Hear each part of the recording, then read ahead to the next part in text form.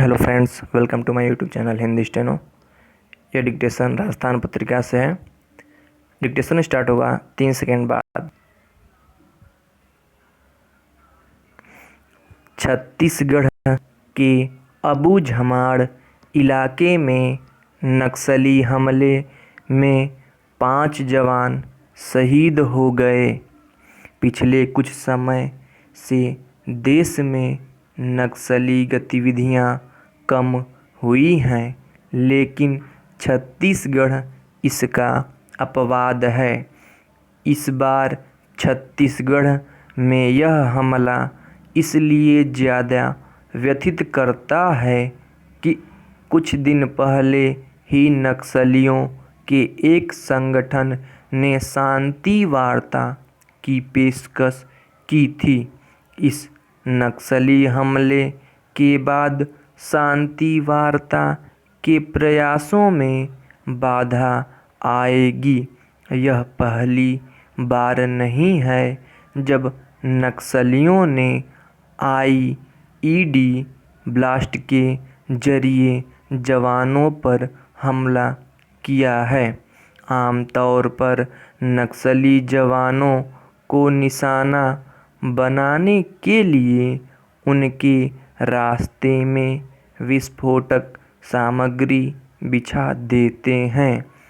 ताज़ा हमले के बाद क्या यह नहीं माना जाएगा कि नक्सलियों की दिलचस्पी किसी भी तरह की शांति वार्ता में नहीं है। यह भी गौरतलब है कि शांति वार्ता के लिए नक्सलियों की शर्तों को लेकर सरकारी पक्ष के विरोधाभासी बयान सामने आए। संभव है कि सरकार पर दबाव बनाने के लिए भी नक्सलियों ने इस हमले को अंजाम दिया हो।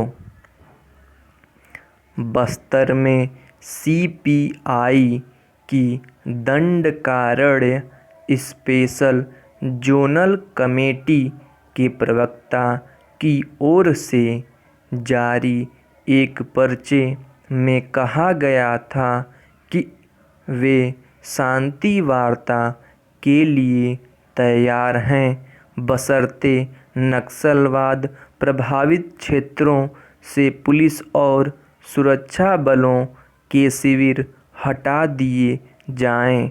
साथ ही उनकी पार्टी पर लगा प्रतिबंध खत्म हो। जेल में बंद उनके नेताओं को रिहा करने की शर्त भी लगाई गई। नक्सलियों ने जिस तरह की शर्तें रखी हैं, उनको मानना जोखिम भरा है, क्योंकि माना जाता है कि नक्सली अपनी बात पर कायम नहीं रहते और शांति की बात करते करते हमलावर हो जाते हैं। छत्तीसगढ़ में वर्ष 2019 में नक्सलवादी हमलों में 22 जवान शहीद हुए थे, लेकिन 2020 में 36 जवान नक्सली हमलों में शहीद हो गए। यह वाकई चिंता की बात है। सरकार को नक्सल प्रभावित क्षेत्रों में नई रणनीति के साथ काम करने की ज़रूरत है। अपनी पुरानी रणनीति की समीक्षा भी करनी होगी। साथ ही नक्सलियों की तरफ से आए शांति वार्ता के प्रस्ताव को सरकार को तुरंत खारिज नहीं करना चाहिए। हालांकि इसमें कुछ जोखिम है, लेकिन शांति के लिए इतना जोखिम लिया जा सकता है। नक्सल प्रभावित राज्यों को उन क्षेत्रों में विकास की गति भी बढ़ानी होगी जहां नक्सलियों का प्रभाव है। विकास का नेटवर्क बढ़ेगा तो प्रभावित इलाकों में नक्सलियों की पकड़ भी कमज़ोर होने लगेगी। बेहतर तो यह है कि नक्सली भी समय को देखते हुए हिंसा का रास्ता त्यागें।